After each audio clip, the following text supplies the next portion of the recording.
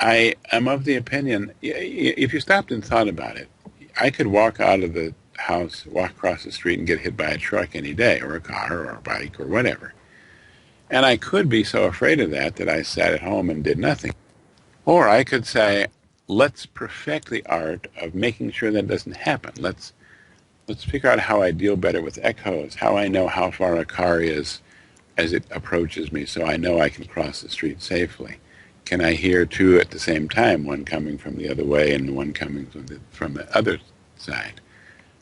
Is there a turn right before me so that I could get snuck up on by cars because I can't hear them going around the turn? I mean, it's just life is full of challenges, and you can either adapt to them and find them interesting to fix, which I do, or you can be sort of done in by them. What's interesting to me is that sight is so amazingly can be distancing because you can see things from a long way away. Um, I was I lived in a dorm at the University of Wisconsin, and the guys in the dorm would often come to my room and look out the window because I was right over the bridge that went from our dorm to the cafeteria. And they would look at the pretty girls going by and say, wow, that one looks nice. I'd like to date her. And I thought, how can you tell, just by looking at somebody, anything about her other than what she looks like, which is obviously an important part of who she is. But I have to talk to people. And so I have to get close enough to do that, and close enough to anything I want to touch to feel it. So I think that's one of those positive things. I'm sure I have some biases, no doubt about that. But one of the things I do think is that I'm not affected as much by what people look like. I don't care if you're overweight. I don't care how tall you are. I don't care if you have pimples.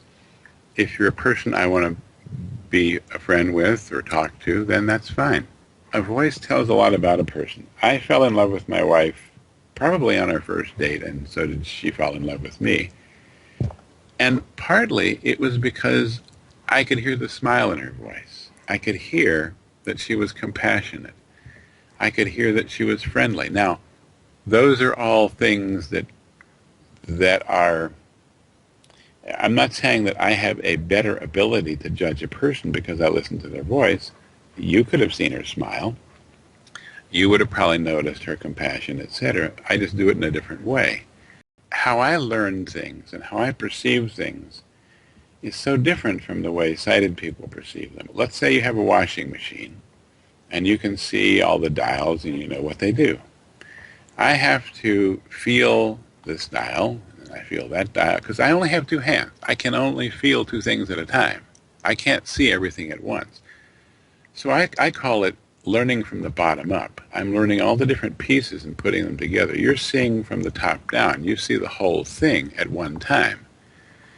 And if I learn each knob and each button and what they do, I have to try to remember that because it's going to be the same thing the next time I approach it unless I remember.